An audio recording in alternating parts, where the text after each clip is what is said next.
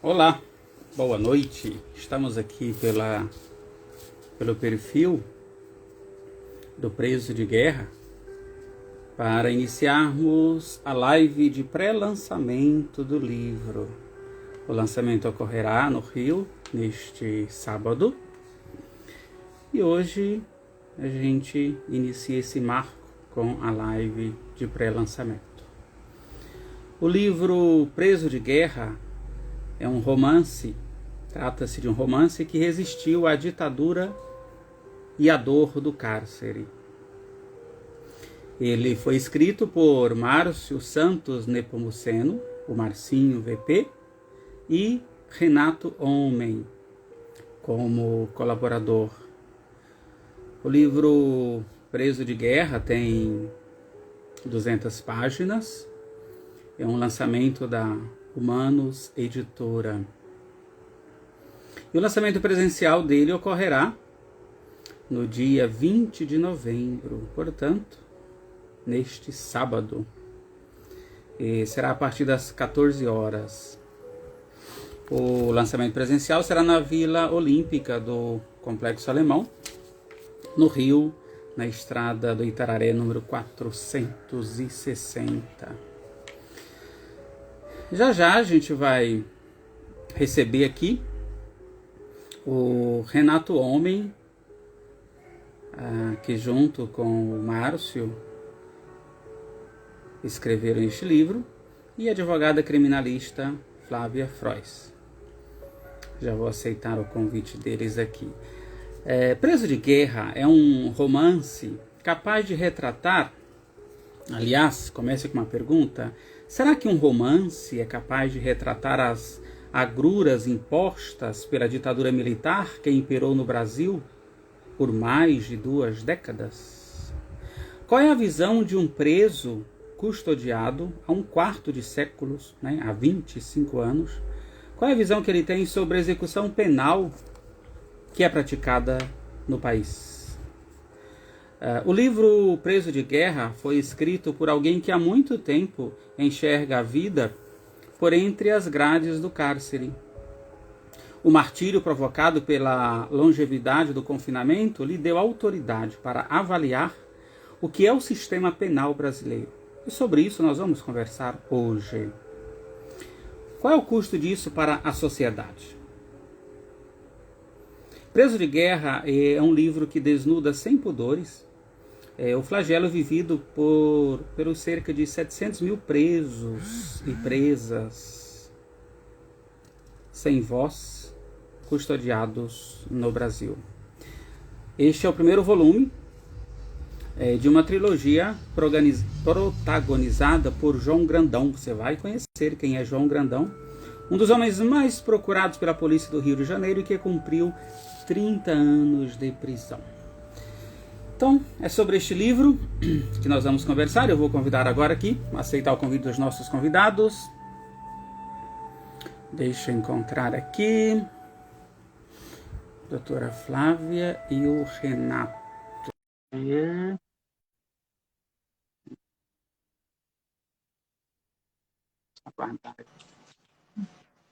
Doutora Flávia, boa noite. Oi, querido Jair, boa noite, prazer estar aqui. Seja bem-vinda, prazer. Grande Renato, boa noite. Boa noite, Donato. Boa noite, doutora Flávia. Tudo bem? Tudo bom, querido? Boa noite, prazer enorme bater esse papo aqui com vocês sobre essa obra, para mim, tão empolgante, né? Que é a obra tua com o Márcio, a segunda obra já desse trabalho de 4 mãos teu, de recuperação do direito de biografia, do direito de narrativa do Márcio, né? O Márcio que tem essa capacidade, essa erudição tão grande que ele adquiriu, apesar de estar apartado da sociedade, ele mostra o quanto ele é antenado com a história, com o papel social dele enquanto agente histórico. Então, para mim, é uma honra estar aqui debatendo esse tema hoje com vocês dois. Prazer. Que bacana, doutora Flávia, suas palavras, né, Renato? Porque ela retrata exatamente o que o Márcio tem feito, através da escrita, poder se expressar, poder expor, eu diria mais do que experiência, a vivência dele, não é isso, Renato? Sem dúvida, Donato. Eu sou suspeito para falar da doutora Flávia, porque é uma amiga e conheço aí a sua longa trajetória, a sua expertise, experiência. A doutora Flávia, a Flávia, se você me permite, Flávia, é uma especialista, entendeu? Está na militância aí do direito, faz um importante papel aí de defesa dos direitos dos menos favorecidos, preside uma ONG importantíssima, que ela seguramente vai falar mais adiante. Mas eu estou aqui bastante empolgado, ansioso, né, Donato e Flávia, por conta da proximidade do lançamento. Eu costumo comparar um livro, porque eu sou neófito. Apesar de ser o segundo livro que eu estou fazendo em parceria com o Márcio, eu percebi com esse livro, que foi especialmente difícil, por conta dessa pandemia, que ainda não acabou, ao contrário de que muita gente imagina. Eu tive Covid, né, gente? Há exatamente um ano atrás. Graças ao bom Deus, eu fiquei em casa, fui poupado, né? Tive os sintomas típicos, mas fiquei afastado do trabalho, do computador, em pleno processo de produção do livro. Então, esse livro tem um significado muito especial, sabe? E eu estou muito ansioso pelo sábado, é logo ali, depois da manhã. Sim. Mas é isso, Donato e Flávio. Mas um filho literário sempre traz essa emoção mesmo, Renato. Muito bacana. Verdade. Gente, olha, nós já temos... Sim, doutora, pode falar. Sim, a gente fica especialmente empolgado, sobretudo a gente, como no outro livro eu também tive o privilégio, né, de ver os escritos antes deles serem encaminhados para a editora, né? Eu tive o spoiler, né? E sempre olho com muito entusiasmo, porque conheço o Márcio há muitos anos, né? Ele é meu assistido, meu cliente também. Hoje, meu amigo, nós que já tivemos tantas diferenças ao longo dos anos, hoje posso dizer que somos amigos, e ver o quanto o Márcio cresceu nesses anos todos. Conheço o Márcio desde 2004, e eu sempre brinco, Márcio, você não é mais o mesmo Márcio, eu não sou mais a mesma Flávia, né? Como a história de Heráclito e o Rio. Quando vejo o Márcio hoje publicar O Preso de Guerra com essa visão macro do processo histórico, do período de ditadura do Brasil, chegando até a Lava Jato, a visão que ele tem do todo social, né, da história recente do Brasil, passando da perspectiva da favela, ele como uma pessoa que nasceu numa comunidade carente, conviveu com outros tantos iguais a ele em sofrimento, em desdita, em prisão, conheceu o sistema penitenciário brasileiro e fala da primeira pessoa, né? Uma narrativa inédita, né? Só não é inédita porque ele mesmo, Márcio, já publicou um outro livro, né? O Direito Penal do Inimigo, Verdades e Posições, que é um livro imperdível, eu sempre falo dele por onde passo, mas O Preso de Guerra, para mim, ele não se comparam obras como não se comparam filhos, né, Renato? Mas eu confesso que fiquei especialmente mais empolgado por conta da narrativa histórica, né? E do resgate histórico do direito de narrativa dele, da compreensão dele de mundo, e que traz a compreensão dos outros iguais a ele, em cárcere, em miséria, e mostra o quanto esse direito de narrativa nos coloca como estudiosa, eu falo isso como advogada, como militante de direitos humanos, sobretudo do sistema penitenciário, é uma luta diária nossa lá dos outros anjos lá da liberdade que estão no Instituto comigo.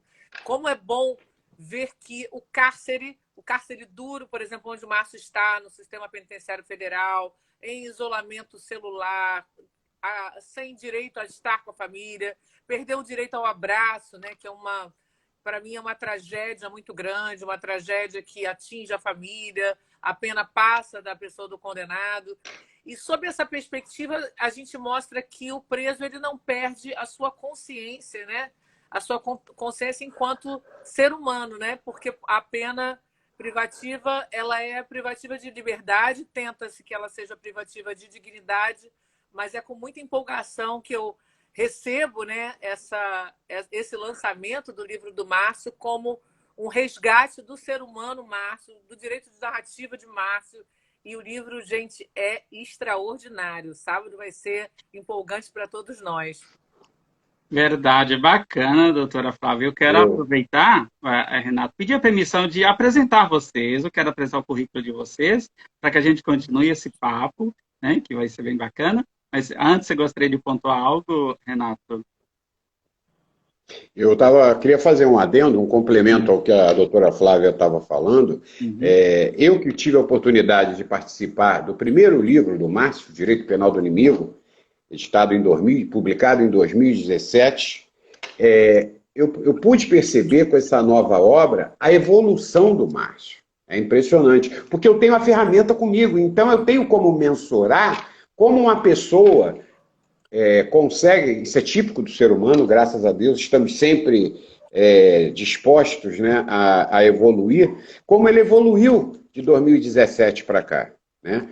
Enfim, e a outra coisa que eu enxergo, que é muito relevante, é a forma que, não só o Márcio, a bem da verdade, eu conheço outros apenados que também veredaram pela escrita, mas que enxergaram na arte de escrever uma catarse, uma forma de se manterem saudáveis sob o ponto de vista emocional, entendeu? Eles conseguiram enxergar isso, porque não é fácil, o Donato, a doutora Flávia sabe melhor do que eu, por frequentar o cárcere como advogada, você ficar recluso num regime altamente rigoroso durante 23 horas por dia, em cela única, sem interagir com ninguém. Você faz as refeições na própria cela, não tem aquela coisa que a gente vê nos filmes, na indústria do entretenimento, o pátio, né, o refeitório, todos os presos ali. Não existe isso em presídio federal. Eles fazem as refeições nas próprias celas. E isso, quer dizer, o fato deles ficarem reclusos tanto tempo, solitário, efetivamente, não tenham a menor dúvida que causa um dano irreversível, um dano inestimável à mente das pessoas. E o Márcio, assim como outros companheiros dele, outros apenados, identificaram, enxergaram que a escrita, a literatura, é uma forma de se manterem sãos, de se manterem em condições para sobreviver com o mínimo de dano, mitigar o mínimo de dano à mente do ser humano num regime desse tão perverso. Sim. Era isso que eu queria fazer essa observação. Boas considerações, a gente vai falar bem sobre, né, a proposta do livro. Eu quero, aproveitando que os nossos convidados estão chegando, eu quero fazer uma apresentação aqui, um breve currículo. Nossos convidados hoje, nessa live de pré-lançamento do livro Preso de Guerra, a primeira doutora Flávia Frois, advogada há 25 anos, ela já atuou para líderes de todas as facções do Rio e todos os líderes do Comando Vermelho, sem exceção. É advogada também das lideranças do PCC, atualmente, atua especialmente na defesa dos direitos humanos das pessoas privadas de liberdade, através do Instituto Anjos da Liberdade. E é esse trabalho que a faz ter o respeito e a gratidão de todos os presos.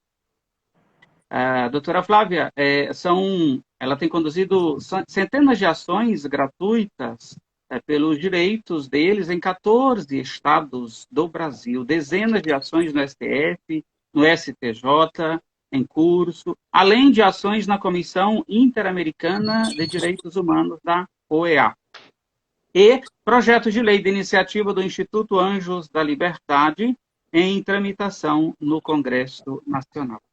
E nós temos também, como convidado, o Renato Homem. Renato é um jornalista carioca de 59 anos, 36 deles dedicados ao jornalismo. Bacharel em Comunicação Social pela Universidade Estácio de Sá, no Rio.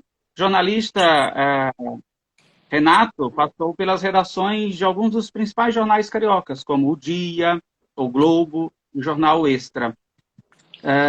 Renato exerceu ainda o cargo de assessor de imprensa das Secretarias de Segurança Pública do Rio e da Administração Penitenciária CEAP e de Administração Penitenciária no CEAP. Coautor do livro Marcinho VP, O Direito Penal do Inimigo, Verdades e Posições, que foi o primeiro lançamento do Marcinho, pela Grama Editora em 2017. Juntamente com o Márcio, Renato foi convidado a participar do projeto de organização e redação desta obra. Então, sucesso repetido no primeiro, né? Renato veio o convite para a segunda obra. E eu quero apresentar agora um breve currículo, um breve histórico do Marcinho VP, que é o autor do livro, e convidou o Renato para que, junto, pudesse deixar esta obra viável para apresentação. Márcio Santos Nepomuceno, o Marcinho VP, preso desde 1986, quando foi capturado pela Polícia Civil do Rio de Janeiro, em Porto Alegre, Rio Grande do Sul. Aos 20 anos, antes mesmo de completar a maioridade penal, e nunca mais deixou o cárcere. Casado com Márcia Gama, Márcio é pai de 6 filhos, avô de 2 netos. Nesse período, foram 2 livros escritos na prisão, dos quais 11 anos ficou custodiado em Bangu 1 e outros 14 peregrinando pelas penitenciárias federais do Brasil. O que era para ser uma medida excepcional tornou-se regra. Afastado do estado de origem, Marcinho VP é um dos poucos a fazer parte daquele grupo de 12 detentos que foram embarcados no jatinho da Polícia Federal que decolou da base aérea do Galeão no início da tarde do dia 5 de janeiro de 2007, com destino a Cascavel, no oeste do Paraná, e nunca mais retornou ao Rio. No primeiro livro, Marcinho VP, O Direito Penal do Inimigo, Verdades e Posições, o autor aborda a saga dele desde a infância pobre na Baixada Fluminense, no Rio de Janeiro. Descreve o universo carcerário no Brasil e lança luz com um olhar crítico sobre a execução penal praticada no país. Os originais desta obra foram rapunhados onde ele se encontra atualmente, custodiado na Penitenciária Federal de Catanduvas, no Paraná. A prisão tirou-lhe a liberdade, ao mesmo tempo que ele deu autoridade para avaliar o que é a execução penal no Brasil. Muito bem. O Márcio, né, estará presente no lançamento através dos escritos, não é isso, Renato? Através da obra que vai ser exposta à sociedade. E o Renato, né, junto com a doutora Flávia e a família, estarão lá para recepcionar os convidados. Renato, eu gostaria que você nos dissesse, a princípio, como é que foi a construção deste livro, Preso de Guerra. Você já veio de uma experiência do primeiro livro lançado. Como foi a construção e idealização deste livro? Pois bem, Donato, basicamente o processo de construção é o mesmo do primeiro livro. Né? As pessoas me perguntam, às vezes, como é que um preso custodiado numa penitenciária federal, em regime fechado, consegue publicar um livro? Então, eu vou explicar. O Márcio, ele fica na cela, ele tem direito a caneta, a papel, e ele manuscreve. Toda a obra foi manuscrita por ele. E ele vai organizando, ele tem um centro de organização nesse aspecto que me favorece muito. Ele vai numerando as páginas, frente e verso, folha de caderno normal da escola, e vai titulando, né? Vai botando os capítulos que ele enxerga, que ele deseja. E isso é despachado para o presídio, que faz a doutora Flávia, pode me ajudar aí, tem um determinado setor da unidade prisional, que é responsável pela análise de todo esse material que é manuscrito pelo Márcio em cela. A partir daí, após esse colegiado avaliar o material, para ver se existe eventual crime, recados, enfim, esse material é despachado via Correios para minha casa. E a partir do momento que chega à minha casa, começa efetivamente o meu trabalho, que é fazer um complemento daquilo que o Márcio escreveu. Especificamente com relação ao Preso de Guerra, a grande diferença do primeiro livro, do Direito Penal do Inimigo, é que o livro faz muita referência ao período da ditadura, os 21 anos que nós vivemos sobre impostos aí pelo regime militar, de 64 até 85. Então isso exigiu da gente, de mim especialmente, um trabalho de pesquisa, porque o Márcio não viveu a época da ditadura, e eu também não vivi, embora eu seja bem mais velho que o Márcio está com 45 anos, eu tenho 59, eu era criança quando a ditadura foi instaurada, em 64 eu tinha 2 anos.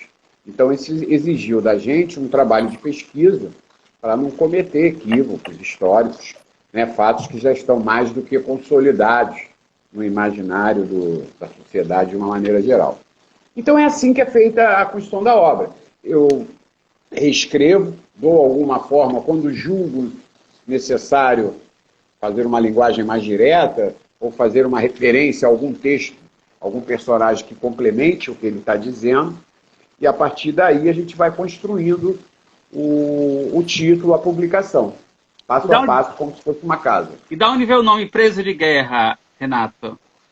Preso de Guerra foi o Márcio mesmo, é um título dele, foi ele que pensou nesse título.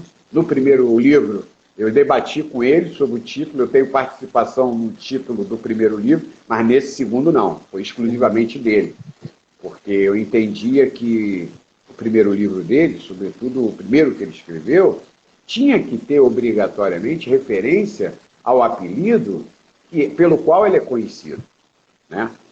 Quando você escreve um livro, o seu desejo qual é? Que as pessoas, cada vez, o maior número de pessoas leiam a sua obra, até para discordar. Você, para discordar da minha narrativa, tem que primeiro conhecer a minha narrativa para discordar. E eu falei, eu ponderei com o Márcio na época exatamente isso. Ele queria só o direito penal do inimigo, que a doutora Flávia pode até me explicar depois para as pessoas que estão nos assistindo o que é o direito penal do inimigo, do direito, e era só o direito penal do inimigo.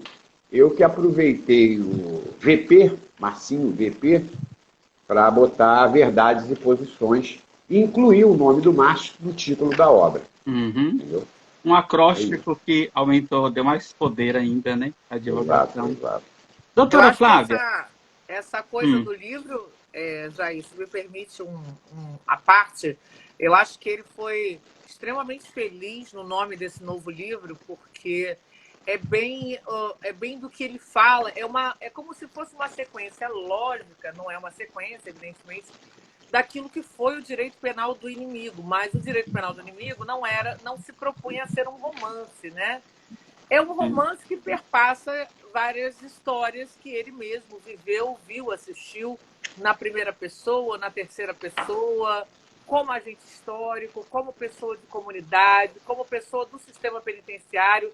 E eu acho que ele foi extremamente feliz exatamente por conta daquilo que se põe como um preso de guerra. O que é o preso de guerra, né? E o que é o direito penal do inimigo? Até puxando um gancho no que disse o Renato, o direito penal do inimigo é aquele que é imposto ao preso ou à pessoa posta socialmente como inimigo, né? Isso vem, na verdade, o direito penal do inimigo vem, esse conceito vem de Jacobs, né?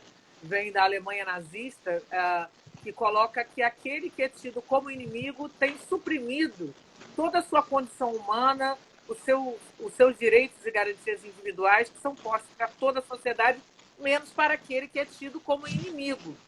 A mesma posição se coloca, e lá no direito penal do inimigo, ele coloca muito fortemente isso, né? Que, na verdade, contra ele, contra aqueles que são tidos como inimigos, especialmente o sistema penitenciário federal, que ele é privativo não só de liberdade, mas ele é privativo do direito à dignidade humana, né? É impensável que uma pessoa viva absolutamente apartada da sociedade, da família, por tantos anos, né? O Márcio está lá desde 2007, trancado em isolamento celular. Isso não acontece em nenhum lugar do mundo. As pessoas ficam presas tanto tempo assim nessa condição, sob essas condições. O sistema penitenciário federal foi criado para ser uma excepcionalidade e durar um tempo um tempo pequeno. Essa permanência ela foi feita para durar 1 ano, no máximo 2. E Márcio já se arrasta lá há quase 15 anos. Hoje, sem o direito à família, né? Sem o direito a abraçar a família, abraçar filhos,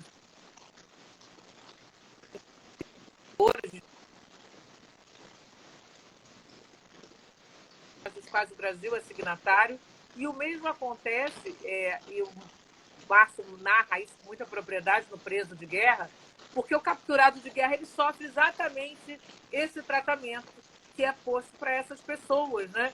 Ele não só é o direito penal do inimigo, mas um outro viés desse tratamento que é lançado àquele que é tido como inimigo, como o Márcio, por exemplo, foi tido e é tido ainda indevidamente socialmente, já que está apartado há tantos anos, né? Há 1/4 de século ele está apartado da sociedade, e ele é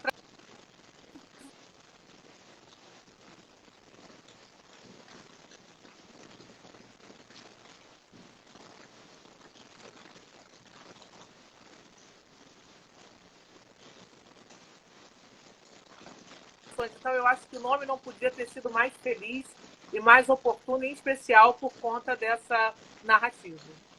Sim, inclusive, doutora Flávia, o Preso de Guerra, ele é um romance, né, como pano de fundo, que tem história de paixão, de amor, de amizade, de lealdade, mas que traz duas temáticas aí, né? Uma sobre a questão as arbitrariedades da ditadura, né? As barbárias, e a questão do sistema prisional brasileiro. Eu gostaria que você falasse sobre isso agora. E o que faz o Márcio trazer isso, né? Já está bem claro que ele tem um lugar de fala, ele pode falar sobre isso, a visão que ele tem, a vivência, a experiência, mas eu gostaria que você falasse um pouco da importância disso ser abordado, né? E aí, inteligentemente, o Márcio trouxe isso, mesmo na primeira pessoa, mas através de um protagonista, que foi o João Grandão. Então, ficou bem bacana. Aí, no decorrer da história, e ficou uma história envolvente, né? Não foi a ferro e a fogo chegando, mas criou todo um cenário, que foi muito inteligente a maneira como ele encontrou. Mas eu gostaria que você falasse sobre esse discurso que o Márcio traz, esta posição, e é uma continuidade do primeiro livro, esta visão, este grito, de repente, né, que ele traz, que muitos outros presos, de repente, não conseguem fazer com que esse grito chegue, como chega através da escrita. Queria que você falasse um pouco sobre isso, essa questão do sistema prisional brasileiro.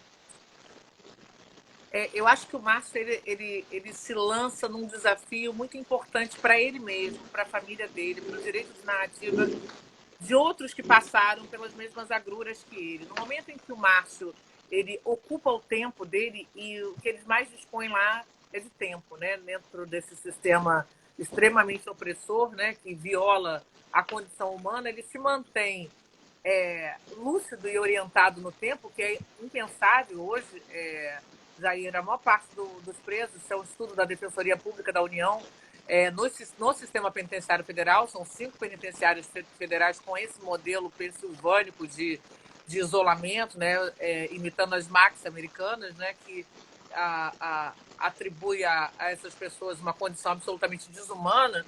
Hoje, mais de 85% dos presos do sistema penitenciário federal fazem uso de medicação psiquiátrica em razão dos sérios danos causados pelo prolongamento da permanência nesse sistema extremamente violador da condição humana deles. Mas o Márcio se mantém orientado e lúcido a partir da leitura de livros, né? O Márcio é um leitor contumaz, né? Ele aproveitou esse tempo de permanência dele lá para se manter antenado na realidade social através da leitura, e penso eu que a escrita e a narrativa dele, falando na primeira pessoa dos problemas sociais que ele viveu quando em liberdade, ele se transporta novamente para a liberdade, ainda que ficta agora, mas ele se transporta para os problemas sociais, né, das comunidades pelas quais ele passou, na infância dele e na infância dos amigos dele, né? O interessante é que você, ao ler a história, né, vai um spoiler pequenininho, é que você acaba visualizando, e eu conheço vários dos Joãos, né? Na verdade, o João ele não é uma pessoa única, ele retrata várias pessoas e várias histórias pelas quais o Márcio passou. Ele retrata histórias que esse João assistiu, né? Desde a ditadura até os tempos da Lava Jato, passando pelos romances, porque a vida não é só política, a vida não é só cárcere, a vida não é só sofrimento, a vida também é amor, a vida também é paixão. E eu penso que a forma de escrita, estão perguntando qual é o nome do livro, o livro Preso de Guerra, né? E ele retrata como se manter humanamente, sobreviver humanamente, né? Dentro dessa perspectiva de negativa da condição humana, né? Porque, na verdade, o que o Márcio retrata assim, com muita clareza é que esse sistema, essa máquina de moer gente, que é o sistema penitenciário brasileiro, sistema penitenciário do modo geral, que hoje aprisiona, abriga mais de 700 mil presos, é um grito, sim, Jair, concordo quando você diz que é um grito do Márcio em nome de todos os que passam pelas mesmas agruras. O sistema penitenciário brasileiro, já foi dito, isso não é a Flávia que está dizendo, nem é o Márcio, nem é o nem é o Renato, nem é o Jair. O sistema penitenciário brasileiro, o Supremo já disse que vive um estado inconstitucional de coisas. Toda prisão no Brasil é uma prisão ilegal. Por quê? Porque fere as normas legais de tratamento de presos, instituídas pelos tratados dos quais o Brasil é signatário, instituída pela Constituição Federal, pela Lei de Execuções Penais. Aos presos brasileiros, o que se confere é um tratamento absolutamente desumano, e esse Estado, que já foi declarado pelo Supremo Tribunal Federal, é preciso que algo mude, né? A gente sabe que o sistema ele é feito para fazer o controle social da pobreza, nada mais. O sistema não foi feito para ressocializar. E é incrível quando você vê uma pessoa como o Márcio utilizar-se do cárcere para se reinventar, né? Eu penso que a história e essa narrativa dele é uma reinvenção, é uma forma de sobreviver a essa opressão que ele viveu e mostrar à sociedade. Está pronto para viver em sociedade. E esses livros, esse segundo livro, e agora a trilogia que chega na sequência, né, do Preso de Guerra, eu acho que é a maior demonstração da lucidez do Márcio e da capacidade dele de estar de novo em sociedade, criar os seus filhos, né? Eu acho que a leitura dele, a forma como ele utilizou esse tempo de cárcere para se melhorar humanamente, ele foi preso aos 21 anos de idade, era um menino de poucas letras, e hoje eu acho que a obra mostra o quanto o Márcio evoluiu nesses anos. É uma coisa incrível conhecer ele em 2004 e também vi essa evolução que o Renato falou. Márcio hoje é um outro Márcio, né? É um Márcio refeito, é um Márcio intelectualizado, com erudição, com uma consciência de sociedade, de cárcere, absolutamente extraordinária. Eu acho que ele passou vendo os filhos crescerem, infelizmente, à distância, na prisão, sem a proximidade, como os outros Joãos, né, do livro dele, os muitos Joãos do sistema penitenciário. Ele esteve distante da família, mas ele sobreviveu, ele ousou sobreviver nesse sistema que quis destruí-lo humanamente. Márcio é a prova de que a vida sempre encontra um meio, e vai ser uma grande alegria estar lá no sábado, Renato, brindando a sobrevivência do Márcio, a sobrevivência, ao meu sentir, a volta por cima, sabe? Acho que Preso de Guerra é a grande volta por cima do Márcio. Tem uma frase... Sim, voltou. Sim, Renato.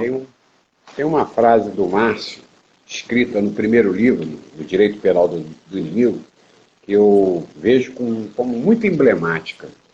O cárcere, vou reproduzir aqui mais ou menos a frase, o cárcere me tirou a liberdade, mas jamais vai conseguir me impedir de raciocinar. Ou seja, essa frase, para mim, exprime a forma como o Márcio hoje encara o cárcere, a sobrevivência diária, porque é uma sobrevivência, né? Você custodiado num regime desse. E o Preso de Guerra, como a doutora Flávia mencionou, é um grito. A verdade é um grito.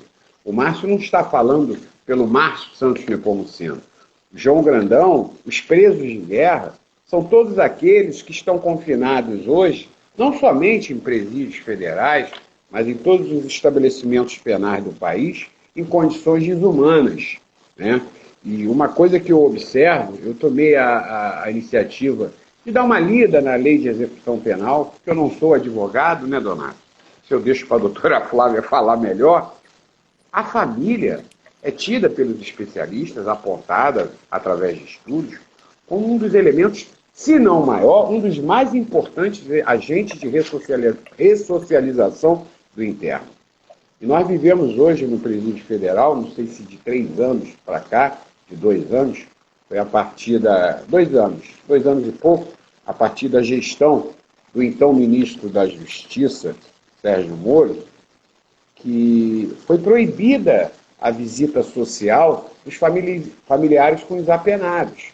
Ou seja, você fica impedido de ter o mínimo de privacidade com a sua esposa, com seu filho, com a sua neta, o abraço, o calor humano. Isso não existe mais. Há muito tempo nos presídios federais. E se a lei de execução penal, eu falei muito sobre isso nos textos que eu fiz, quanto à sinopse do livro, se a LEP, né, a Lei de Execução Penal, ela visa a ressocialização do preso, se o fundamento dela principal é esse princípio de você afastar a família da oportunidade de ter aquele momento com o seu ente querido, é totalmente contraproducente, é totalmente um contrassenso. Eu estava vendo aqui o primeiro artigo da Lei de Execução Penal, se você me permite, Donato e doutora Flávia. A execução penal tem por objetivo efetivar as disposições de sentença ou decisão criminal e proporcionar condições para a harmônica integração social do condenado e do internado. Que condições que você está propiciando que você mantém o preso impedido de dar um abraço na sua mãe, na sua esposa, no seu filho? Entendeu? O livro do Márcio, os dois livros, na verdade, é uma crítica, é um grito, é um berro. Olha, eu estou aqui, não somente eu, todos nós vivemos isso. E, infelizmente, a gente vive um momento no país de total intolerância, as pessoas estão carregando ódio na alma, e tem muitos ainda aqueles adeptos, né? Bandido bom é bandido morto. Dia desse mesmo eu vi um comentário parecido na página do livro do Preso de Guerra. E, enfim, as pessoas não acreditam que um ser humano possa evoluir como nós. Eu sou testemunho, né? Ah, quem sou eu? É só você acompanhar a evolução do primeiro para o segundo livro do Márcio, e você vai ver a evolução do homem Márcio Santos Nepomuceno. Entendeu? E o livro trata disso. É um romance, é uma ficção, não é o Márcio, o João Grandão não é o Márcio, não é a história do Márcio, conforme eu já disse anteriormente, o Márcio não viveu a ditadura, mas tem momentos da obra, da narrativa, que as histórias se encontram, convergem. E para quem quiser saber, quem é João Grandão, já temos falado algumas vezes, é o protagonista, né, Renato, do livro, que vale a pena conhecer. O protagonista da obra. Do João Grandão. Grandão, que vive a saga dele aí, ficou preso 30 anos ininterruptos. Sim. Né, Renato, a pena. Você e a doutora Flávia, vista essa questão trazida pelo Márcio, eu pergunto, estamos diante, quando se fala do sistema penitenciário brasileiro, a quem ou ao que atende esse atual sistema? Ou estamos simplesmente diante de algo que é muito retrógrado? E eu quero, com uma próxima pergunta, qual é a expectativa, doutora Flávia, do ponto de vista nessa legislação, que tem de mudar este quadro? Tem aí uma janela, uma porta, uma luz? Qual é a sua visão sobre isso? Eu adorei o desafio. Essa pergunta foi feita. Renato, se me permite, eu respondo primeiro. O sistema, essa máquina de moer gente, ela serve ao capitalismo, ela serve ao capital. Não resta dúvida disso. O sistema ele não serve para humanizar nem ressocializar, ele serve apenas para aviltar, para manter os trabalhadores na linha. Não é por acaso que o pacote anticrime vem junto com a reforma e com a flexibilização das relações de trabalho, com as garantias de trabalho. É para dizer ao pobre que ele deve aceitar qualquer emprego, qualquer coisa, porque qualquer coisa é melhor do que o sistema penal. E eu digo que no Brasil o punitivismo ele é ambidestro, sabe, Jair? Porque, e falo isso com muita tranquilidade, sou de esquerda, mas a população carcerária no Brasil, ela subiu de 100 e poucos mil para 700 mil, exatamente nos governos de esquerda. E há hoje no Brasil, a CNA, que era a empresa que patrocinava o sistema penitenciário americano, né, que era privado, com a saída do sistema privado americano, ela vem para o Brasil e patrocina candidaturas políticas, um agravamento das penas, né? O pacote anticrime veio trazer esse agravamento, veio contribuir com o aumento da população carcerária. A expectativa é que aumente bastante. E o que tem, na verdade, por trás disso? 27 projetos de privatização do sistema penitenciário brasileiro. É disso que a gente está falando. A gente está falando que tudo é grana, é dinheiro. As pessoas estão sendo encarceradas para se produzir dinheiro. A privatização prevê ainda a obrigatoriedade do trabalho do preso. Hoje, no Brasil, a quantidade de presos que conseguem trabalhar, embora sem direito à redução de pena, é de 20%. O que se quer aqui, isso já foi votado no Congresso Nacional, tenho acompanhado todas as pautas relativas ao sistema penitenciário, houve uma votação no sentido de que o preso tenha que trabalhar forçadamente, sem salário, né, sem a garantia de salário mínimo, que é uma garantia constitucional. O que se quer é que façamos aqui uma nova China. A gente quer mão de obra gratuita, barata, miserável, prender gente para produzir capital. É disso que a gente está falando. O sistema vai continuar extremamente opressor se não houver uma consciência, e Márcio é uma dessas consciências. Nós chegamos a fundar, Renato, o primeiro sindicato de trabalhadores de incumprimento de pena no Brasil, o Sind Liberdade. Eu participei da fundação desse sindicato lá em São Paulo. E eu acho que iniciativas, movimentos, se a gente parar para pensar que 700 mil presos compõem o sistema penitenciário hoje, quantos familiares desses 700 mil presos são eleitores, Renato Homem? Eu lhe pergunto. E quantos representam essa mãe que não pode abraçar o seu filho, essa esposa que não pode abraçar o seu marido, esse filho que não pode abraçar o seu pai? Quem os representa no Congresso Nacional? Absolutamente ninguém. A bancada da bala tem representantes, a bancada evangélica tem representantes, o agronegócio tem representantes. Quem representa essas famílias? 700 mil presos. Vamos colocar aí por baixo, Renato, 5 familiares por cada preso no Brasil. A gente está falando de mais de 3 milhões e meio de eleitores. Essas pessoas precisam estar representadas. Do contrário, vão continuar sendo oprimidas. Por quê? Porque aqui no Brasil, embora a Constituição diga que a pena não pode passar da pessoa do condenado, 10 em 10 vezes passa da pessoa do condenado. Quantas crianças que não podem abraçar os seus pais. O Márcio tem netos, ele não pôde conhecer, abraçar os seus netos ainda. Essas crianças são privadas do convívio humano. Elas não escolheram quem é o pai delas. A certidão de nascimento delas está tatuada com o nome do pai ali para o resto da vida. E elas têm o direito de filiação, o direito de convivência familiar, que é um direito fundamental, que está na Constituição Federal. Desde 2017, as esposas foram condenadas ao celibato, porque desde 2017, Jair, as mulheres perderam o direito a ter convivência íntima com seus esposos. Elas não podem querer engravidar. O direito à vida dessas mulheres, os direitos da personalidade, os direitos da sexualidade dessas mulheres. Ora, elas não cometeram nenhum delito, elas não cometeram nenhum crime, estão sendo punidas ao celibatário. Por quê? Porque os seus maridos são privados de liberdade. Ora, é o Estado decretando o divórcio na vida dessas famílias, na vida dessas mulheres. Então, eu penso que esse grito do Márcio ele é fundamental, mas também é fundamental que hajam outros Márcios, que as famílias se organizem para que haja uma resistência efetiva, porque, do contrário, esses projetos que pretendem redução de menoridade penal, o que tem por trás disso? Interesse econômico. Se não houver uma resistência maciça, uma conscientização, principalmente dos familiares, claro que dos presos, mas dos presos, infelizmente, no Brasil, a gente ainda não dispõe de urnas em todos os presídios, embora muitos deles não tenham perdido o direito de voto, eles têm direito de voto, né?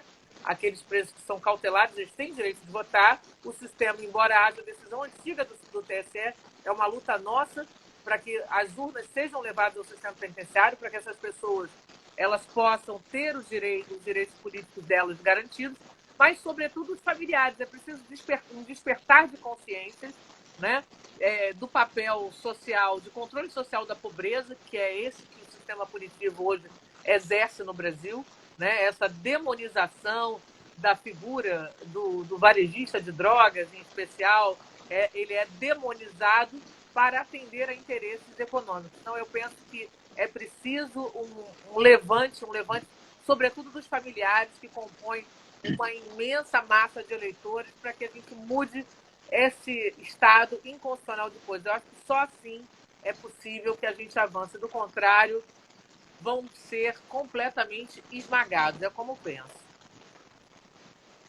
O Renato falou agora há pouco sobre um paradigma que, desde há muito tempo, né, Renato? Bandido bom é bandido morto, né? Ou preso.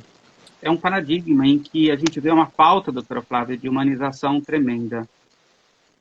Recentemente, vocês, né, acompanharam pela mídia, as associações de defesa dos direitos humanos e familiares de Minas Gerais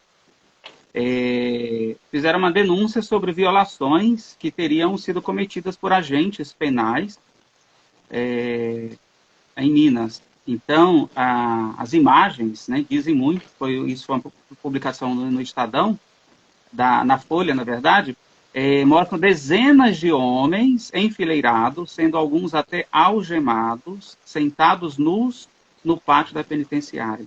Por que isso ocorreu? Porque essa intervenção se deu após eles reivindicarem melhorias nas condições. É disso, doutora Flávia e Renato, que o Márcio fala? Sim, o Márcio mesmo passou por isso recentemente. Renato, se me permitir, o Márcio respondeu um PDI, uma coisa absurda. Também foi posto, nós denunciamos, nós temos denunciado esse abuso de autoridade, exatamente porque ele reclamava de água, ele pedia água, ele e os demais presos pediam água. Foram torturados na penitenciária federal. E ações como essa, Jair, de São Paulo, de Minas Gerais, nós temos pelo Instituto hoje, em tramitação, mais de 100 ações por abusos cometidos dentro do sistema penitenciário brasileiro. Nós estamos terminando a elaboração para entregar no próximo ano, à CIDH, um relatório sobre tortura no sistema penitenciário no Brasil. É um trabalho que é um compêndio que acabou atrasando um pouco em razão da pandemia, né? Da dificuldade de nós estarmos nas penitenciárias, mas nós vamos entregar esse compêndio. O Instituto fez centenas de ações país afora, como essa de Minas Gerais, o IAU também participou dessa, como foi no Pará. E no Brasil, a tortura é uma prática diária no sistema penitenciário brasileiro. Isso acontece a todo momento. Aconteceu com o Márcio lá no penitenciário de Catanduvas, como aconteceu lá em Goiás, como aconteceu no Pará, como acontece, infelizmente, todos os dias num cárcere brasileiro. Esse é um trabalho que nós, do Instituto Anjo da Liberdade, fazemos há 19 anos, gratuitamente. Todo esse trabalho que nós fazemos, toda vez que recebemos uma denúncia, a gente envia lá um advogado do Instituto para estar fazendo esse atendimento, para estar ouvindo essa narrativa e colhendo provas para permitir a punição dos responsáveis. Mas a gente no Brasil tem uma cultura, né, de que o bandido bom é o bandido morto. Mas o cara que tortura uma pessoa privada de liberdade, ele também é bandido. Então ele também seria bom morto. Eu acho que bandido, né, eu não gosto do termo, mas bandido bom é bandido ressocializado, né? É tratado com dignidade, porque não existe pena de caráter perpétuo no Brasil. E essa pessoa vai voltar para a sociedade. Como é que a gente quer que ela volte? Eu acho que a gente quer que volte uma pessoa melhor, preparada. Eu falo isso na primeira pessoa porque no Preso de Guerra o Márcio faz uma alusão a 3 personagens que eu tive a oportunidade de conhecer, que foram pessoas envolvidas com o comércio de drogas no Rio de Janeiro e que se ressocializaram. Um deles se formou em engenheiro civil, né? Esteve no sistema penitenciário federal durante alguns anos, hoje é ressocializado, é engenheiro civil. O outro, todos moram em outros estados, todos foram grandes lideranças no Rio de Janeiro e são a prova viva de que com oportunidades de verdade é possível começar de novo, sim, ter uma vida digna. Um deles foi solto desde 2011, está em liberdade até hoje, trabalhando, fazendo faculdade, criando seus filhos. O outro se formou, o outro infelizmente faleceu de Covid agora, esse ano, mas estava trabalhando todos esses anos também, solto em 2010, então é possível sim falar em ressocialização.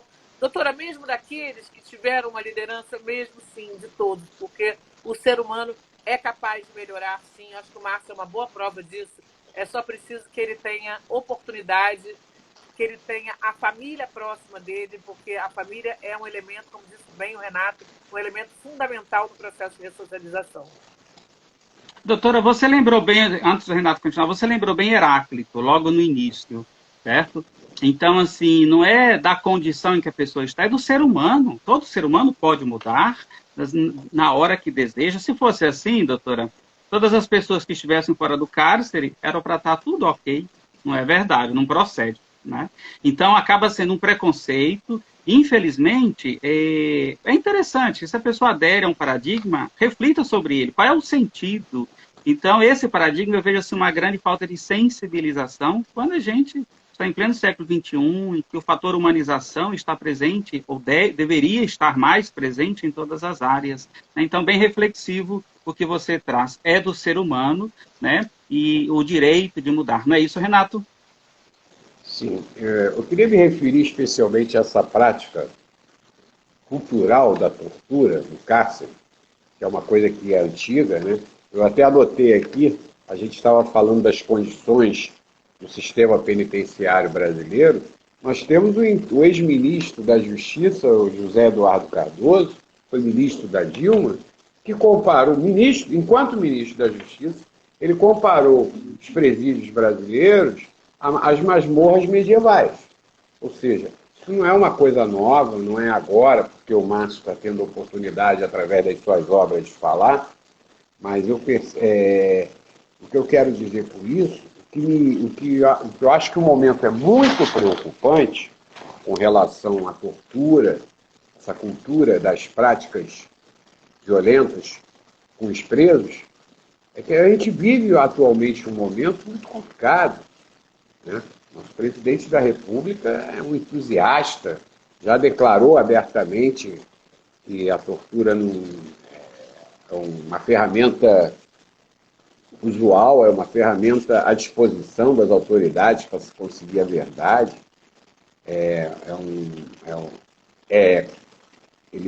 Tem como ídolo torturadores reconhecidos, comprovadamente, que participaram durante a ditadura, como o coronel Brilhante Ustra, um torturador, está apontado, já morreu, mas teve o nome dele apontado pelo grupo Tortura Nunca Mais. Ou seja, enquanto você tem um governo que vê como absolutamente normal essa vilania, essas práticas contra a dignidade humana, é muito preocupante. Não é por isso que eu acho que é um momento que vai muito mais além do executivo, né, envolve toda a sociedade. Né? O país que mais enclausura no mundo, os Estados Unidos, que é tido como a berço da democracia, é o país que mais viola os direitos dos presos, tem as prisões mais modernas, sofisticadas. Enfim, isso é um desafio muito grande e os presos se debatem diariamente com isso. A doutora Flávia estava se referindo aí ao PDI, que é o processo disciplinar interno, né, que é um instrumento das penitenciárias federais. São verdadeiras situações, Donato, que você passa e que nós, como visitantes, temos um pouquinho de noção do que pode acontecer. Para você ter uma ideia, Donato, para você ingressar no presídio federal, o teu óculos de grau, a tua aliança, você não pode entrar. Tá? Você tem que, para entrar com óculos de grau, você tem que levar a sua receita do seu oftalmologista. Eu, na condição de jornalista e de escritor do livro do Márcio, todas as vezes que eu fui visitá-lo, eu requeri à direção do presídio uma folha de papel, uma caneta que fosse, porque a minha memória não é prodigiosa. Você fica 3 horas entrevistando o Márcio, é difícil você conseguir armazenar, decorar tudo aquilo que ele diz. E me foi impedido. Eu não tive uma única vez que eu visitei o Márcio que eu pudesse fazer uso da caneta de uma folha de papel. Então você observa, estou fazendo esse relato, essa lembrança, que o sistema é muito rigoroso. E ele pune a família, especialmente. A pena vai além do preso. Porque se não vejamos, o Márcio está custodiado em Catanduvas, que fica a 350, eu posso estar enganado quanto à distância, 350 quilômetros de Curitiba, uma cidade no estado do Paraná, um município pequeno. A família do Márcio, o Márcio é natural do Rio de Janeiro. A família dele mora, trabalha, estuda, vive no Rio de Janeiro. Quantos presos iguais ao Márcio, que não têm condições de seus familiares fazerem um deslocamento até Catanduvas para poder visitar os seus parentes? E aí o preso fica sem o visitante, fica sem a visita do seu familiar. E aí ele adoece, ele fica... Tivemos agora, recentemente, dois suicídios, comprovadamente suicídios, dos presídios federais, de presos do Rio de Janeiro, não suportaram, entendeu? O Elias e o Mica, foram 2 presos que conviveram com o Márcio, são citados pelo Márcio no primeiro livro, o Direito Penal do Menino. Ou seja, o sistema ele foi feito, a execução penal, aí é uma avaliação minha, não sou advogado.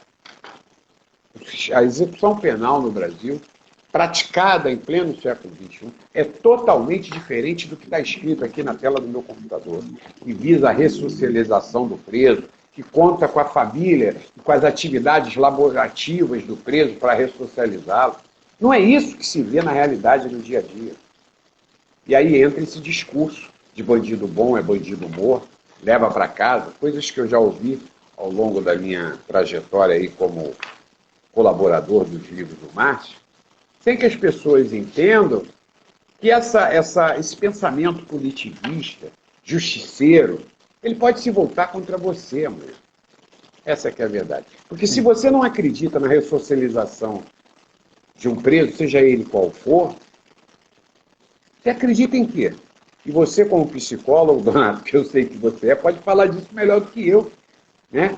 No início aqui da minha fala nesse nosso encontro, eu falei da evolução do Márcio que eu identifiquei nos livros, nos escritos, as cartas que eu tenho do Márcio. Tem dezenas de cartas do Márcio comigo, no meu poder, e você observa o quanto ele evoluiu na formação do raciocínio, no domínio do idioma. É um ser humano que está preso. Agora, ele fez da escrita a sua forma de sobreviver nesse ambiente extremamente perverso, extremamente inóspito. É que eu penso. Renato, eu quero aproveitar, eu mandei o convite para a doutora Flávia, para ela aceitar o convite, porque caiu a conexão com ela. Eu percebi aqui que ela não entrou. Então, doutora Flávia, por favor, aceita o convite aí, eu já enviei para ti, tá bom? Para a gente poder continuar. Márcio, Renato, enquanto a doutora Flávia retorna, já tem várias perguntas aqui, interações, talvez a gente não vai ter tempo para ler todas, mas aqui a Luana Amarante pergunta o seguinte: olá, tudo bem? Eu queria te perguntar, os presos que ficam no regime fechado têm apoio da psicóloga ou do psicólogo, porque fica sem ninguém e a saúde mental não deve ficar boa. Tem apoio psicológico, Renato? A doutora Flávia, se estivesse aqui, que ela caiu, né, a conexão dela, poderia responder melhor do que eu. Tem, seguramente tem, mas é uma coisa extremamente precária. Né? E não deve ser tão eficiente assim. A julgar por essa realidade de presos entorpecidos, não há um só preso que fique recolhido nesse sistema perverso que não faça uso de medicamento para dormir. Então, esse atendimento, esse acolhimento de um profissional não deve estar sendo feito a contento. Mas tem sim. Doutora Flávia retornou. Doutora Flávia retornou. Doutora, responde aqui que o Donato me fez uma pergunta que a senhora pode falar melhor, com mais propriedade. Sim, eu estava acompanhando aqui pelo da Karina, porque o meu celular deu problema, não religa de jeito nenhum, perdão. Doutora, que você estava com outro perfil, eu não sabia, e a produção me avisou aqui. Ah, sim, eu peguei o da minha sócia aqui, minha assistente, ela me emprestou para que eu possa continuar conversando com vocês. Então, infelizmente, assim, Jair, aqui no Brasil a gente não tem essa preocupação, né? Na verdade, como eu disse antes, é uma máquina de moer gente. Para se ter uma ideia, o Sistema Penitenciário Federal, embora inaugurado desde 2006, ele deveria dispor de psiquiatras, né? Mas, às vezes que abriram o edital, o salário que eles pagam é muito baixo, já para desencorajar eles de funcionarem no Sistema Penitenciário Federal. Quando eles precisam de um dentista, também não tem. Eles têm que custear e a família tem que prover de forma de unidades prisionais.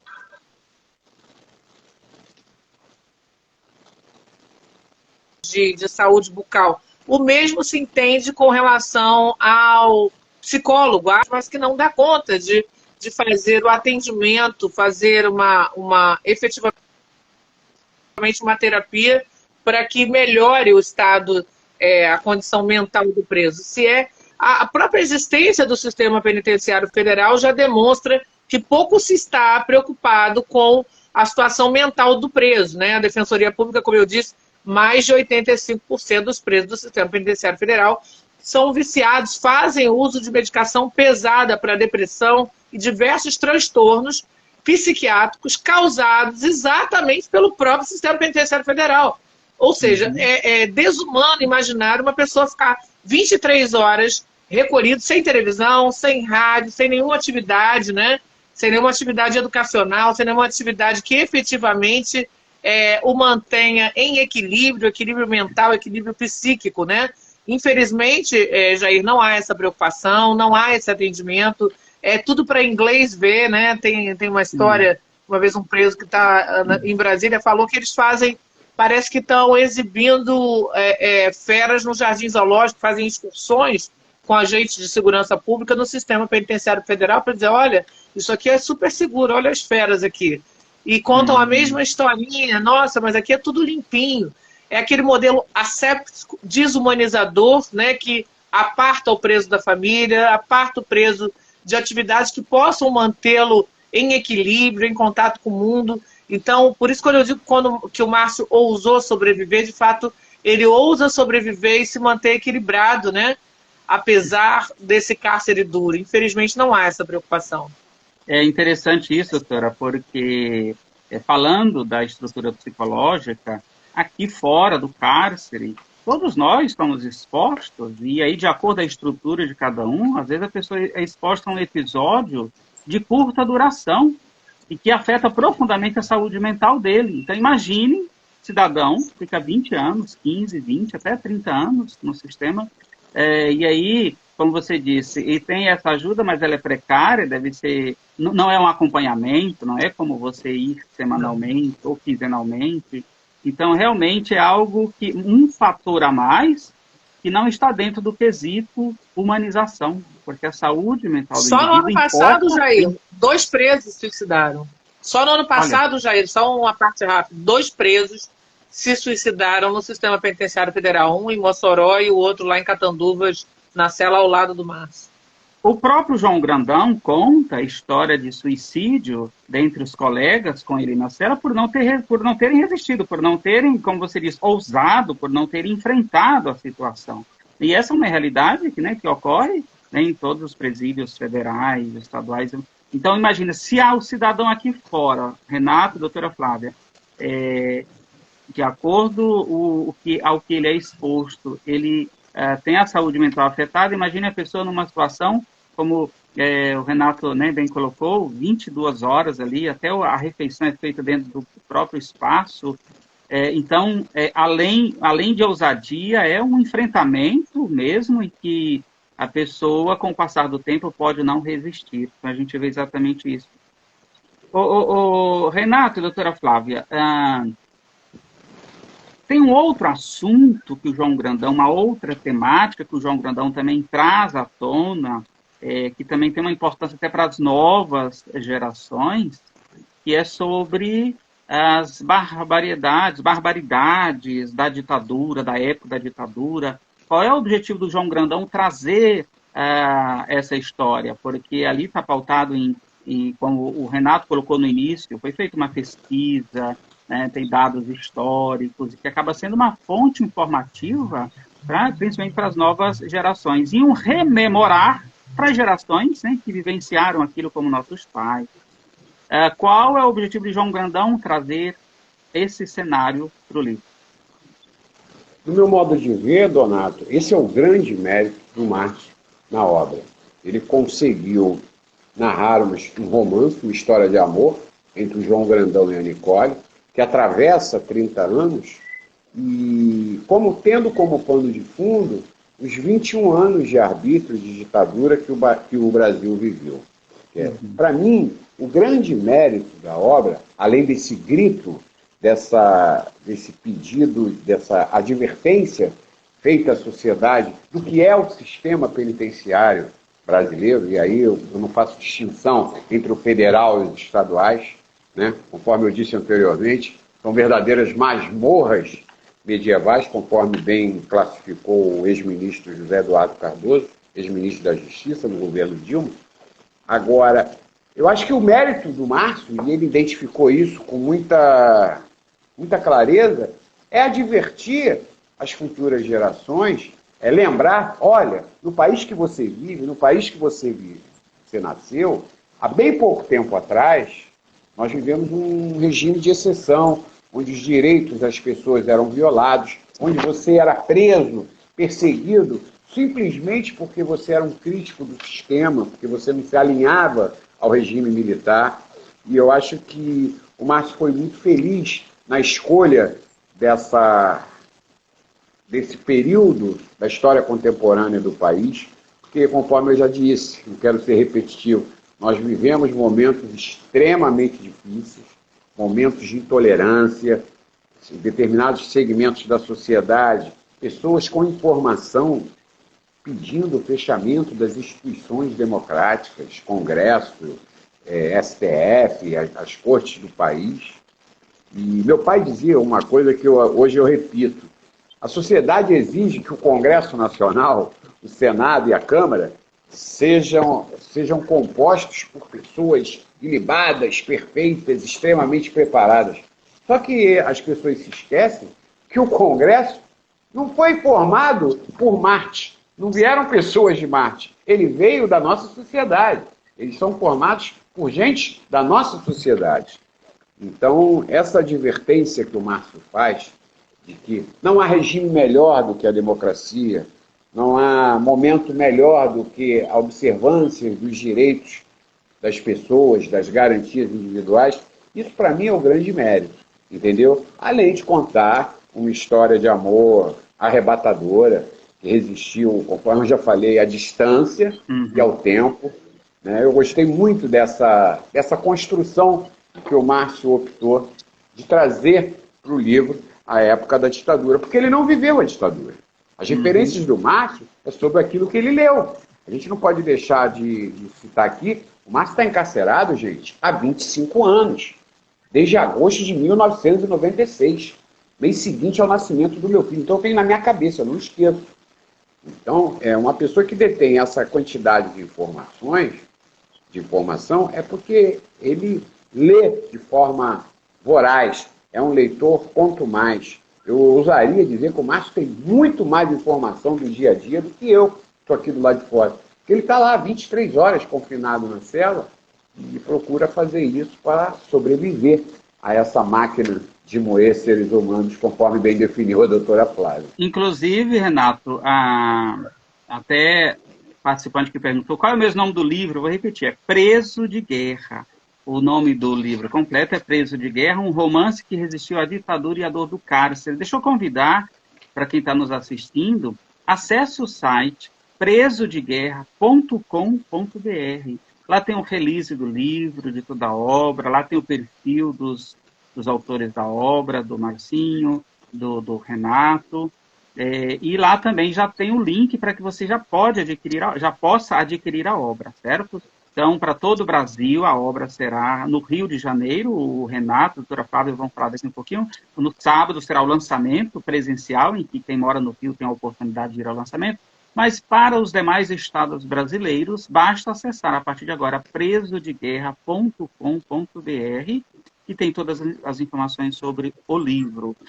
Nós estamos aqui também no Instagram do Preso de Guerra. Eu só vou alertar, caso venha cair, a gente retorna, viu, doutora Flávia, Renato, né, pode ocorrer, a gente retorna, nós passamos de 1 hora, mas parece que a gente tem um tempo maior aqui agora. Mas se ocorrer, então vamos continuar. Ainda falando, doutora Flávia e Renato, sobre a temática da ditadura, o Márcio também se refere, por meio do personagem João Grandão, trazendo dados, inclusive, de um dos atos autoritários e mais perversos, né, que ocorreu em 1978, foi a instituição do AI-5. E é importante, inclusive, as novas gerações, a gente vê pessoas até em tom de brincadeira, replicando na internet, deveria voltar o AI-5. Será que as pessoas sabem o que foi o AI-5, gente? Doutora, senhora primeiro. É verdade. Eu acho que, até pegando um gancho no que Renato falou, eu acho que o Márcio foi muito feliz na narrativa, mas eu penso que eu conheço bem o Márcio, né? A gente pensa muito parecido politicamente falando. A quem serve o sistema punitivo? O sistema punitivo, o sistema penal, serve a quem? A manutenção dos privilégios das classes dominantes. É dito muito hoje em dia, por conta da ideologia do medo, essa que vem de segurança pública como moeda de troca no jogo eleitoreiro, né? Vem de segurança privada, vem de instituição bancária, né? todo o sistema penal, ele serve, essa ideologia do medo serve a esse poder, né? Serve a um interesse econômico e a manutenção do privilégio. Quando você fala no Brasil hoje da instituição do sistema penitenciário como solução, né, e você demoniza, você cria o inimigo ou o preso de guerra, como queira chamar, do título do primeiro livro ou do segundo, você diz que ele é algo a ser combatido pelo bem da sociedade, você faz uma verdadeira cruzada para justificar essa supressão da condição humana dessas pessoas. Mas isso perpassa, hoje nós falamos que o Ministério da Justiça ele é responsável pela criação de mais de 100 facções criminosas no Brasil, né, organizações que eu chamaria mais de grupo anti-opressão, porque, na verdade, para resistir a algo que lhe é imposto e desumano, as pessoas se organizam para sobreviver, né? E isso aconteceu na época da ditadura, o surgimento de organizações de resistência, de grupos contrários à opressão, eles acabaram por surgir como uma forma de resistir a algo que era extremamente desumano, os assassinatos, a própria capa do livro tão polêmica, né, que até me bloquearam no Instagram quando eu publiquei a capa do livro, né, que é uma foto de domínio público, né, infelizmente, essa tragédia que aconteceu com o Vladimir Herzog, mas ela traz um contraponto de que aqueles grupos que resistiam à opressão, eles foram extremamente criminalizados, né? Da mesma forma que criminalizados são aqueles que resistem à opressão. Exemplo disso, né? Essa ocorrência que se deu nas Minas Gerais por pessoas que reclamavam de comida, de água. Isso é uma pauta diária. Eu posso falar isso, Jair, com muita tranquilidade, porque nós temos hoje no Brasil dezenas de ações civis públicas que discutem a alimentação no sistema penitenciário dos estados todos do Brasil. Então, temos muitas ações de comida estragada, intoxicação coletiva, várias situações no sistema penitenciário que legitimam isso. E por que é importante falar de ditadura? Por que o Márcio faz esse recorte? Porque o sistema penitenciário hoje é muito pensado e está no discurso, na ponta da língua, daqueles que justificam as opressões, dizem, olha, mas tem organizações criminosas. Na verdade, eles estão invertendo o jogo. Não tem organização ou grupo anti-opressão e eles não combatem porque tem. Na verdade, tem porque eles oprimem. É o contrário isso, na verdade. É um jogo muito, muito maldoso, malicioso. Se existe o grupo anti-opressão, ele existe como resistência humana. Porque até um cachorro, se você for dar paulada nele, ele vai te morder. Né? É uma forma de resistir. Então, quando você fala de resistência a uma opressão indevida, a um estado inconstitucional de coisas, é importante falar desse recorte que aconteceu na ditadura, né? Desses grupos que tinham um pouco mais de esclarecimento e com pessoas miseráveis que estavam no sistema penitenciário na época, pessoas com nível superior, estudantes universitários, que passaram a ensinar aquelas pessoas mais humildes que ainda hoje, passadas décadas, ainda são a imensa maioria, mais de 98% do sistema penitenciário brasileiro é composto de preto, pobre, favelado, miserável. O sistema, essa máquina de moer gente, é para fazer controle social da pobreza, sim, mas é importante dizer que no período da ditadura, e o Márcio faz esse recorte com muita propriedade na obra, no Preço de Guerra, o surgimento e a aproximação desses grupos um pouco mais esclarecidos, que trazem o esclarecimento àquelas pessoas que estão no cárcere por crimes de fome, né? Por delitos de sobrevivência humana. É aquele velho discurso nosso social de querer resolver com justiça penal o que só se resolve com justiça social. Eu acho que o Márcio foi extremamente feliz ao trazer esse recorte. Eu acho que talvez essa tenha sido a intenção maior dele, mostrar que não se resolve com justiça penal. O que se pode resolver é usando de justiça social. Sim. Doutora Flávia, inclusive já tem aqui pergunta para ti sobre quando queremos que você entre para a política brasileira. Tem aqui a sugestão. Tem pensado nisso? Ano que vem vamos estar no pleito aí, vamos estar disputando um espaço lá para poder levar essas pautas que nós levamos enquanto instituição, mas eu acho que cadeiras podem ser ocupadas por outros ativistas de direitos humanos, mas eu sempre convidei aos familiares, Silvana sabe disso, tenho falado isso muito, a importância dos familiares também ocuparem esses lugares, esse lugar de fala, esse espaço democrático para que o processo brasileiro, o processo democrático, a humanização do sistema e efetivamente pensar em distribuir justiça social no lugar da justiça penal, humanizar o sistema penitenciário, humanizar o tratamento com as famílias. Para isso é necessário que tenham não uma Flávia, mas tenham uma Silvana, ou uma Paloma, enfim, outros advogados, outros ativistas, mas, sobretudo, representantes desse grupo marginalizado, porque a família cumpre pena juntamente com o apenado, né? Então, eu acho que é preciso que esses espaços políticos, esses lugares de fala, possam ser efetivamente ocupados.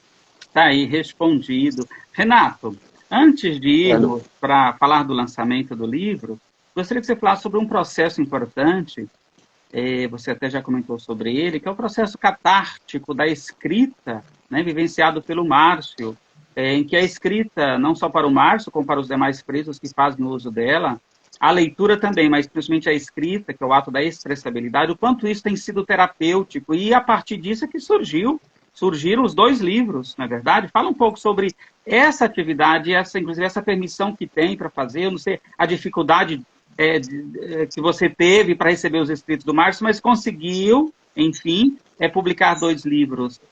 Isso também contribui para a saúde mental, procede, Renato?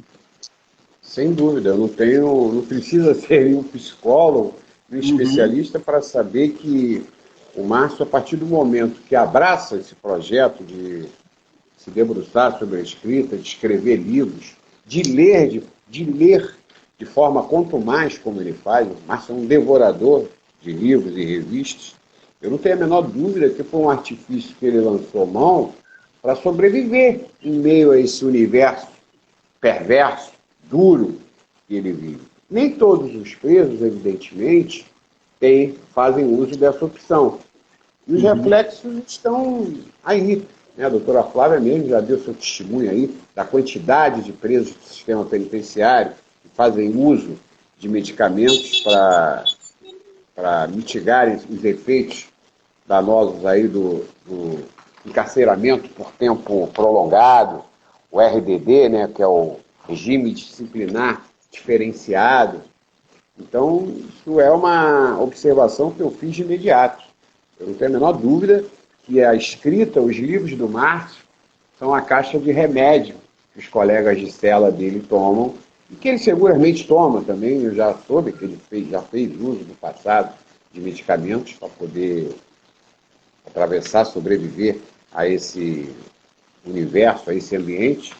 Enfim, o livro, para ele, é isso. Eu não vejo outro objetivo que não a forma de, evidentemente, denunciar, de dar um grito de advertência, pedir um basta a isso tudo que está sendo feito, mas também para se manter são o suficiente para produzir 2 livros. Porque isso me impressiona e muito.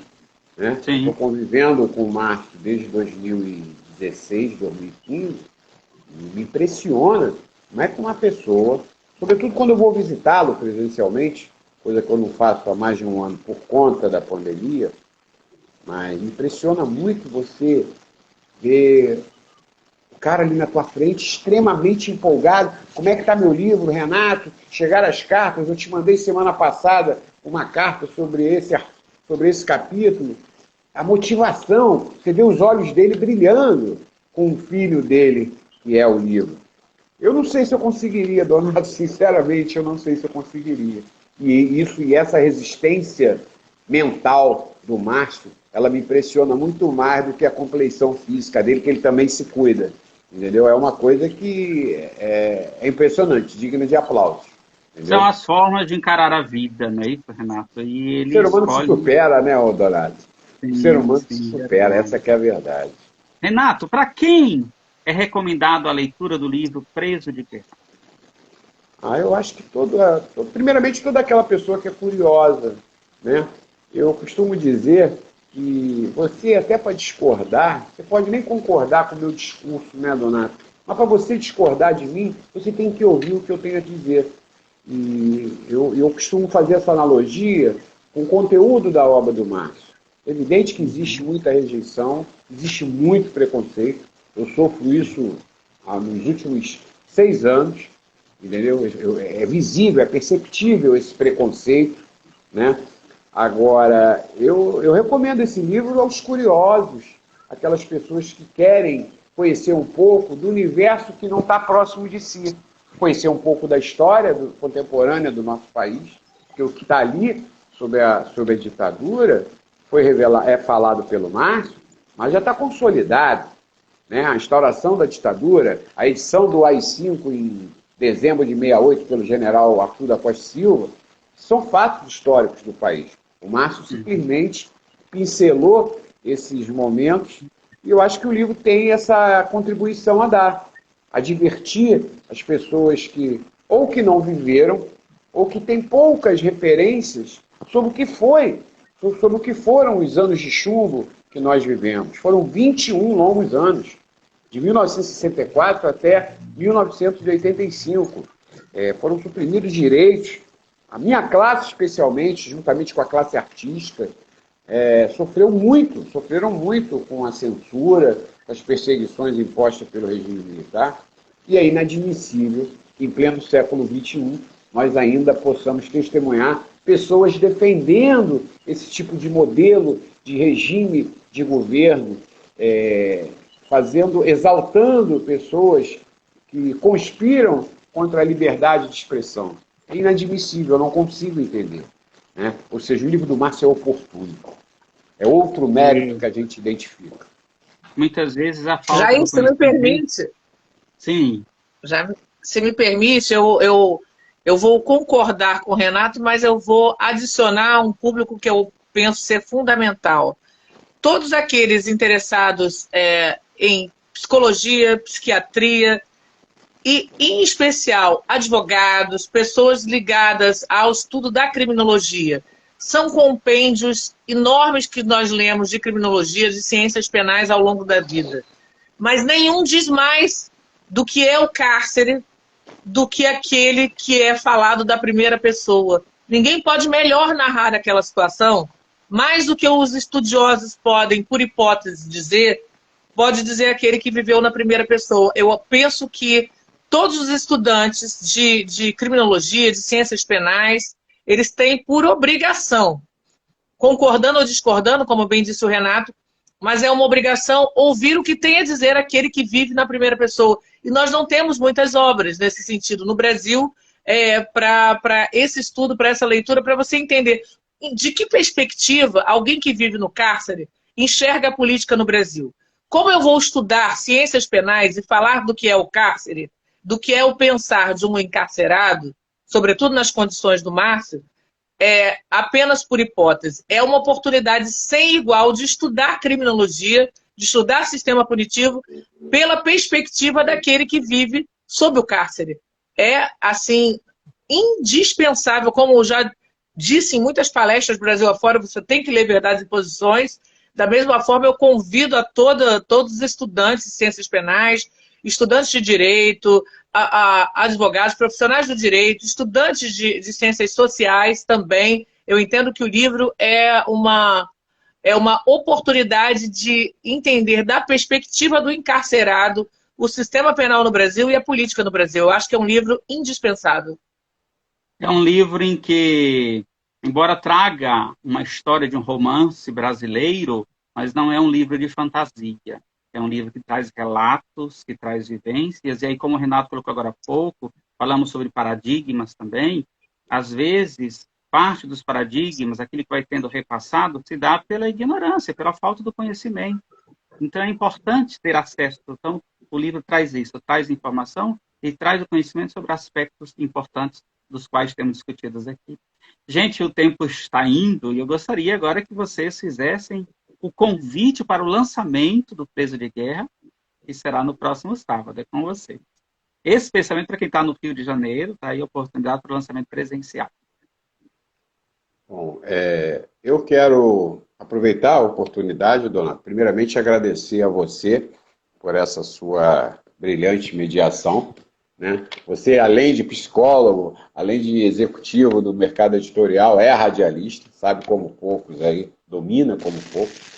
Eu quero convidar as pessoas que estão nos assistindo para que se permitam a conhecer um universo, uma história a qual vocês não estão acostumadas, que é romantizada na indústria do entretenimento. Essa que é a verdade. A imagem que nós temos do cárcere, muitas das vezes, está muito distante da realidade, daquela que a doutora Flávia testemunha ao longo do seu ofício, daquela que eu estou habituado a testemunhar agora por conta dos trabalhos que eu tenho feito com o Márcio, né? Porque eu costumo dizer, eu fui repórter policial por mais de 20 anos, sabe, ô Donato? E eu não tinha essa noção. E eu era um repórter, modéstia à parte, sem falsa modéstia, combativo. Mas eu não tinha essa noção. Porque a nós só era permitido ver aquilo que interessa ao poder público, ao poder constituído, né? Dá um exemplo clássico. Quando você entra numa comunidade, que está lá em um momento de tensão por conta dos embates entre os bandidos e a polícia, o repórter não fica do lado do bandido, ele fica com a polícia. Então é dado a você somente a oportunidade de você ver aquilo que te contam e aquilo que a sua observação permite.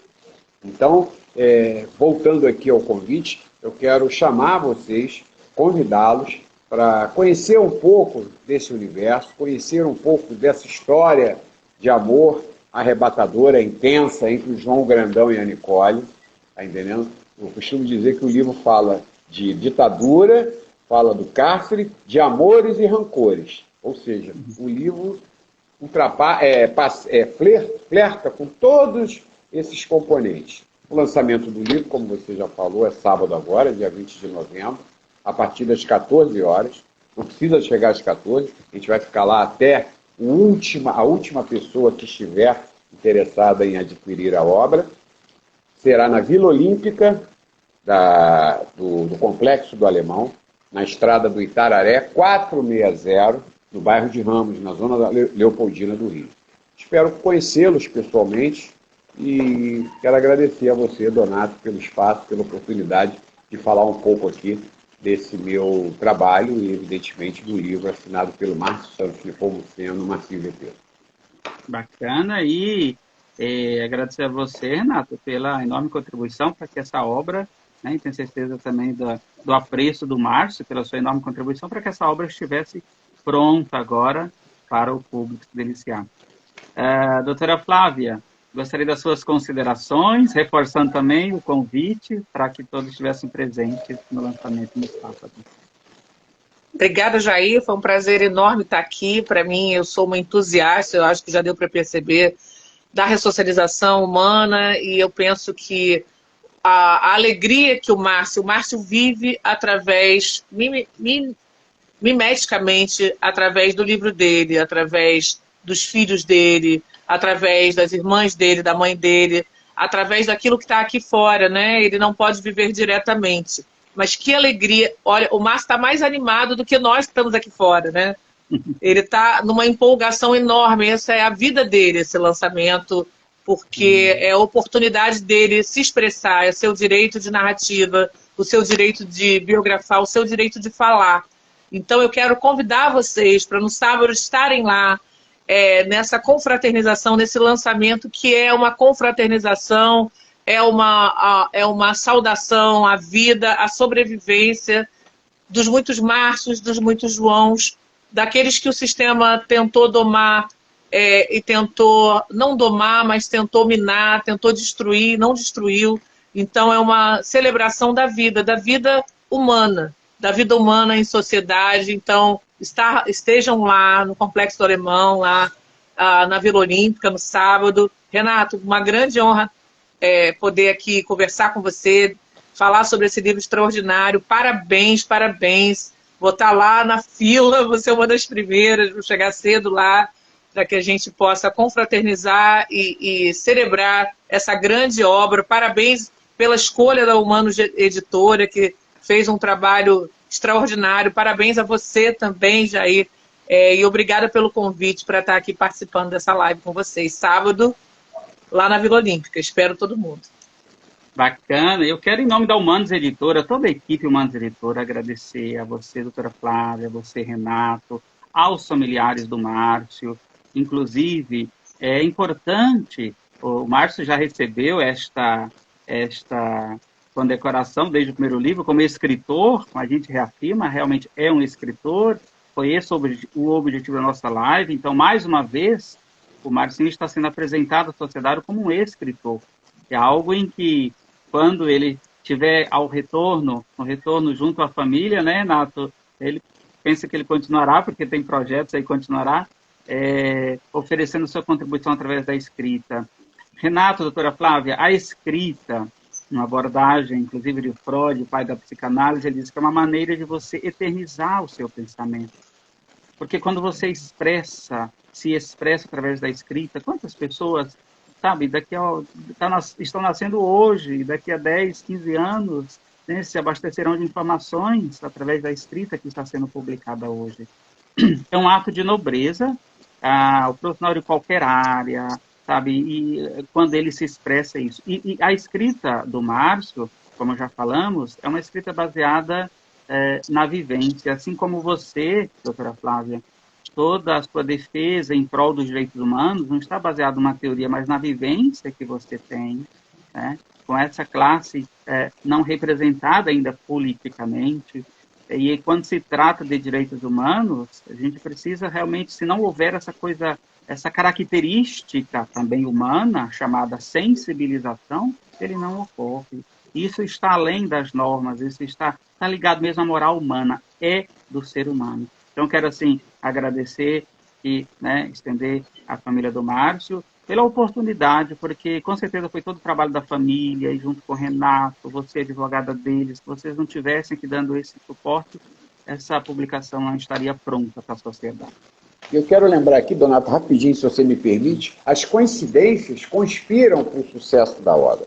A obra do Márcio está sendo lançada no mês em que a Academia Brasileira de Letras elege 2 ícones da nossa cultura, a cultura que está sendo tanto atacada, como a Fernanda Montenegro e o Gilberto Gil. E mais uma coincidência que eu acho assim, super relevante. O dia 20 de novembro é o dia da consciência negra, é o dia do lançamento do livro do Márcio.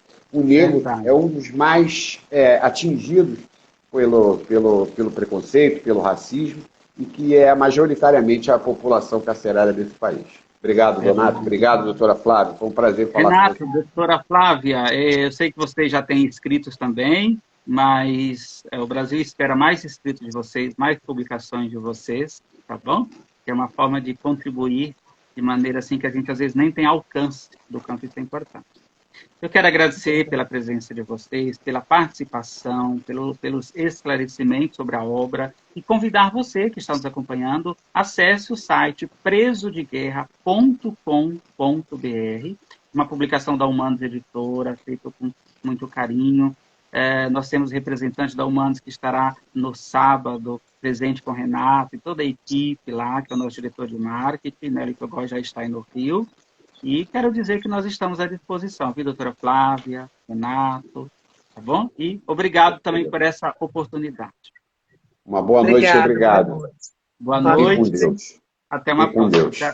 Sucesso no evento sábado. E para todos que estão fora do Rio, é só acessar o presodeguerra.com.br, a obra estará disponível, tá bom? Tchau, tchau. Valeu, obrigado. Tchau, gente.